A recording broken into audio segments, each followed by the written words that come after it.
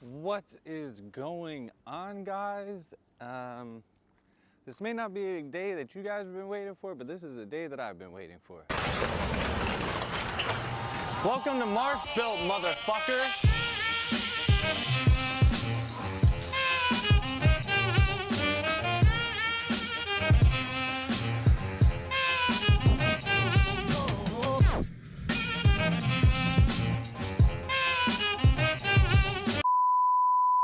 Today is the day that I finally take the Accord to get fixed. There is no way that I called the Lexus an Accord, but y'all know what I mean, the Accord. I mean, damn, I almost said it again.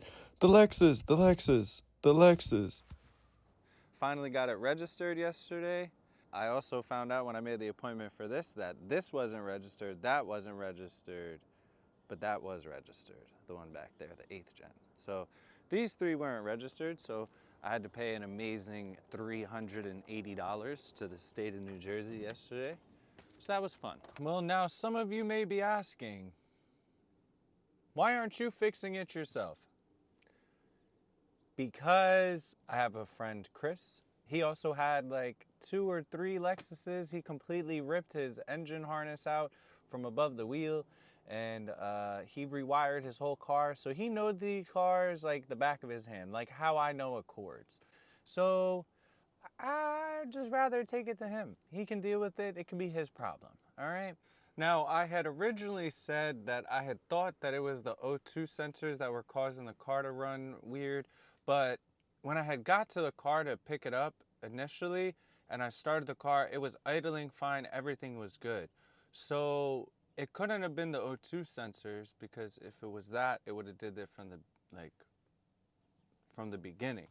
So I don't know. I'm excited to see what Chris figures out. I know he's gonna make it run, because once this thing runs, I can finally put the rear wheels on, okay? And once the rear wheels are on, I'll be kinda content for a little bit. This big gap here is not gonna cut it. But remember, this just got slapped together just so I could bring it home. Once it's at the shop,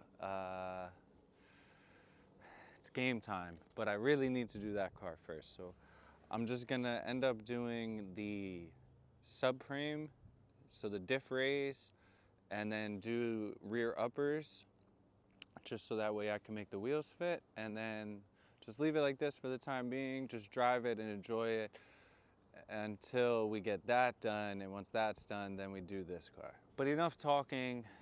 Let's get this thing jumped, let's get it started, and let's get this thing dropped off.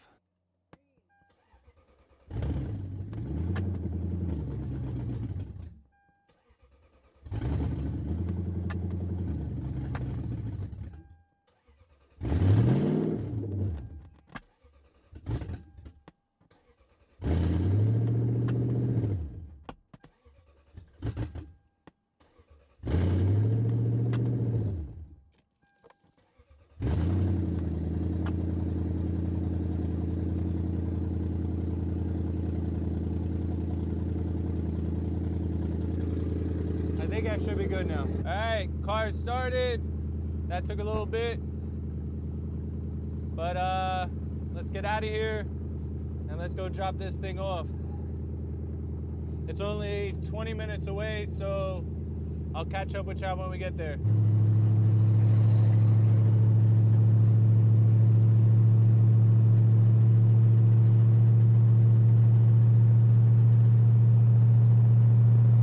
All right, so we just got here to drop off the car. He's mad busy. Kind of just really explained to him what needed to be done. He said he's gonna take a look at it tomorrow and he will let me know. He's gonna figure it out. This is gonna get running good, and that's that. Well, that's it until I get an answer and I come to pick it up. So I'll catch ya.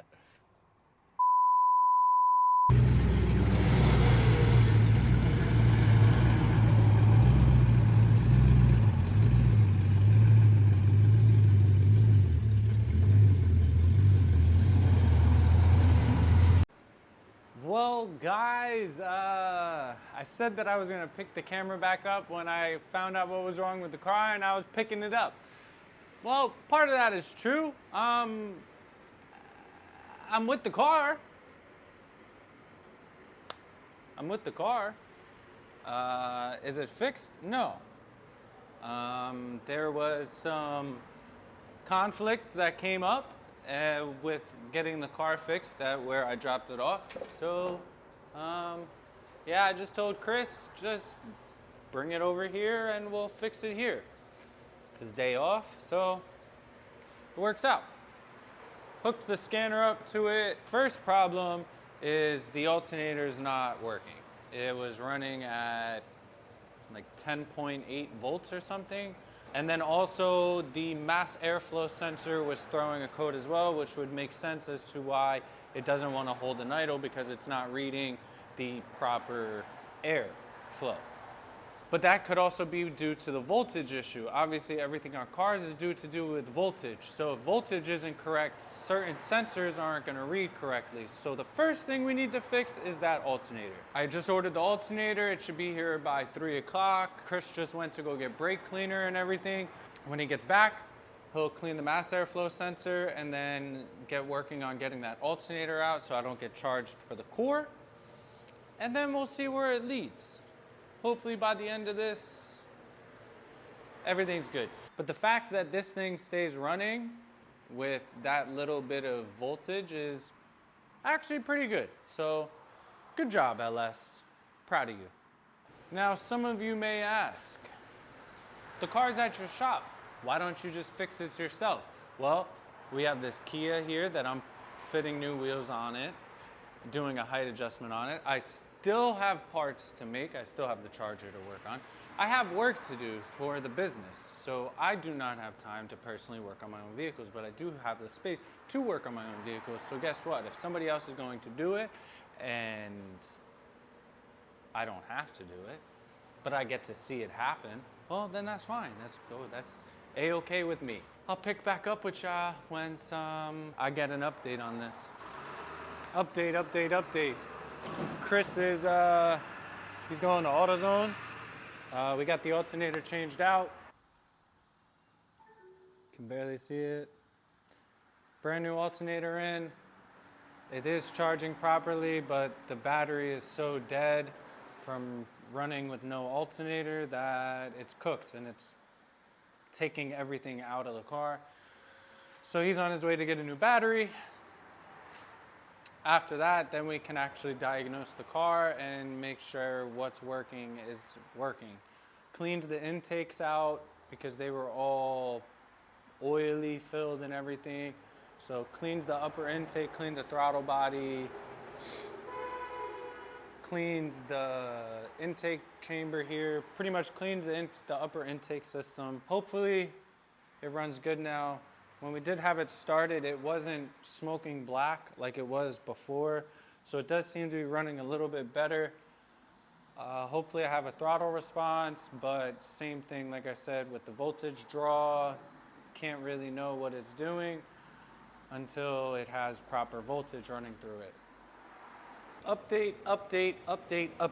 I think this is probably where it's gonna be left off at until I get the part that I need and I can finish the car. But it does idle now with the new battery and the new alternator. It does hold an idle. It still runs a little funny. That's because the mass airflow sensor code isn't going away. This is not reading, which means, well, it's no good. So I gotta get a new mass airflow sensor. I'm trying to find a part out because a new one's like $300 and I'm not really trying to spend $300 because I just bought an alternator and a battery today. I'm tired of spending money, but hey, that's how things go around. You just gotta spend money to get the things you want and to enjoy life. So spend your money. Hopefully I can get my hands on one pretty quickly so that way I can start driving this thing because I've had it long enough and I really want to get started on it, and I really at least want to get all 4 wheels on the car. That's really my biggest goal with this car, is really just get all 4 wheels on. Once all 4 wheels are on, I'll leave it alone for a while, and yeah. But until then, I need all four wheels. It is now Saturday, all right? So when we were recording the other day, it was Tuesday. Now it is Saturday. We are back at the shop and we got the part. Giant Auto Salvage came through with a mass airflow sensor. Giant is my go-to when getting anything from a junkyard, whether it be spindles, lowers, anytime I need to get parts for you guys and send them out, that is where I'm getting them. We got some rain. We got some snow yesterday, and we got a little winter wonderland going on over here. But this should be a pretty easy swap. We got the scanner, so that way I can delete the codes once I swap out the MAF sensor. Yeah. These hood struts is doing work with all that snow on the hood. Pretty sure that we left this loose, so I should be able to just pull it off, slap this one in, plug it back in, clear the codes, and we should be good. Super quick install. Just wait for the scanner to load up, clear the code, and then we should be good to start up, and everything should be a-okay. Alright, so I didn't record starting the car, but as you can see, we got the car started. It's still running weird, so I'm kind of just gonna let it warm up and everything. I also can't access the car from here, so kind of got to see what's going on with that as well, because we had the codes pulled up the other day, so there shouldn't be any reason as to why I can't have the codes pulled up right now, but we'll figure it out, and I'll get back to you once I figure this all out. Alright, so I got into the car. Mass airflow sensor still isn't deleting. It is idling better, and I can kind of rev it a little bit better.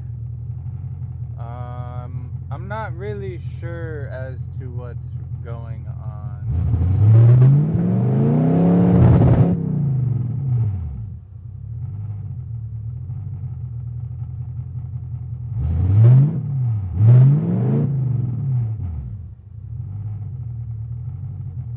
Also, my voltage is reading quite low, so I don't know what's going on with that either.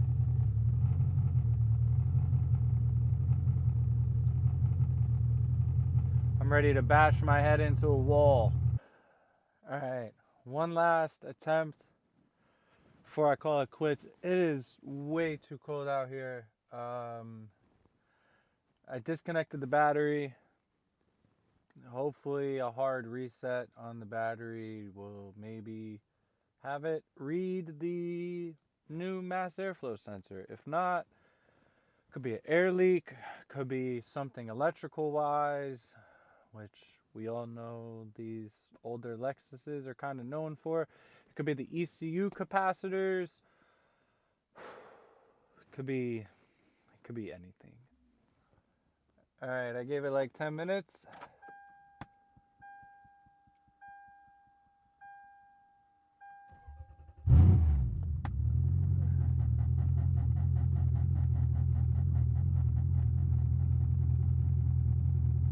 It's the same thing.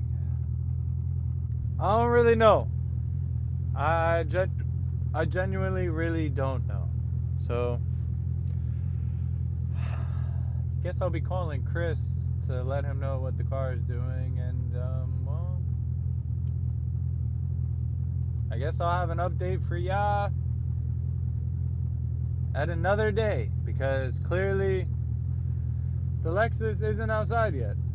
I really thought I was going to be able to change that mass airflow sensor and we were going to be good to go, but clearly you had other plans today, Lexus. So, and that's going to be your name, Alexis, okay? That is your name, Alexis, all right? Keep it very simple, Lexus, Alexis. I'm going to try to get Chris out here on Tuesday. hopefully he'll be so kind to do so. And yeah. Maybe by the end of this video, we will get this car running. Chris, in fact, did not show up. But that's all right. He's getting ready to move to Alabama on the 2nd. So that's in like 4 days. Oh, it's the 28th now. By the way, Merry Christmas to all. If you don't celebrate Christmas, Happy Hanukkah, Kwanzaa, Diwali, whatever you celebrate.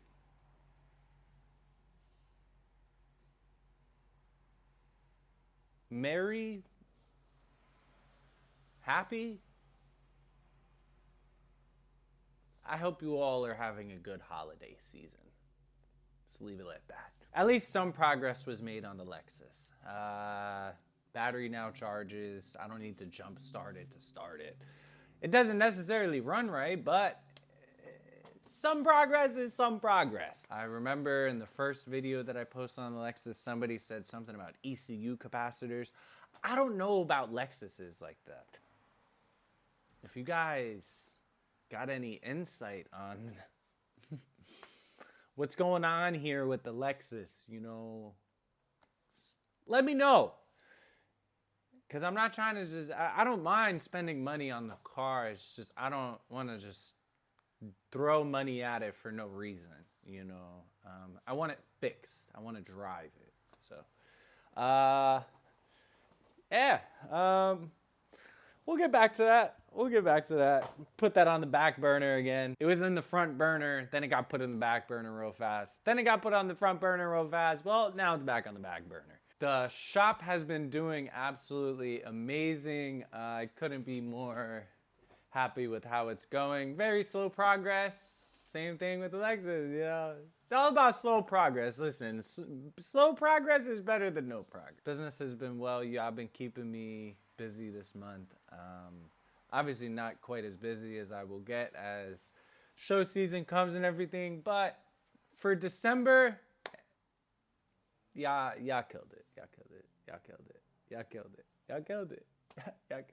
This is probably going to be my last video for the year. So to everybody for this year, thank you.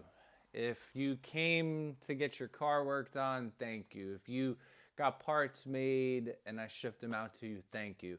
If you watched a video, thank you. If you commented, if you just follow me, thank you. Any type of support means the absolute world to me because it shows me that people are actually there to watch what I do. Regardless, I would do what I do either way, but just to know that people actually want to see what I build and what I do to my cars and what actually goes into it, that's the truth.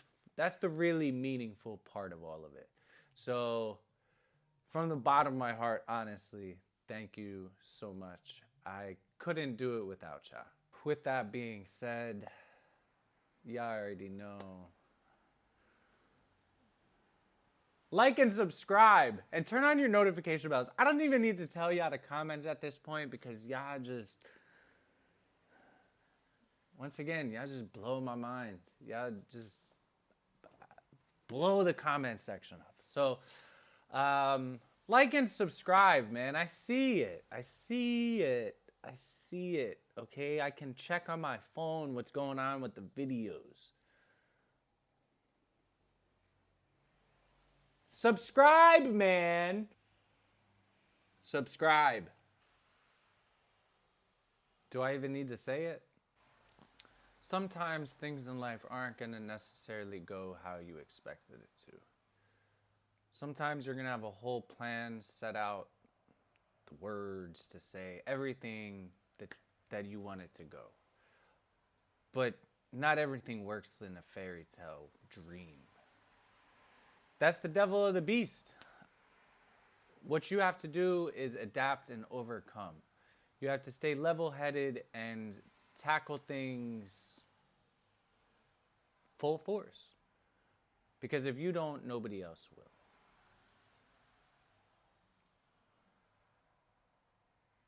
Life is a windy road, and you just got to hold on to the steering wheel and enjoy the ride.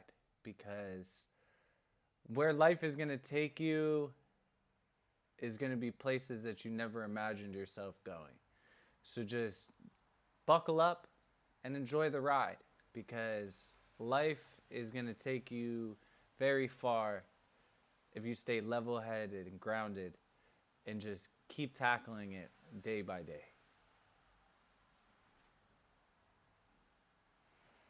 Yeah, have a great day today. Peace.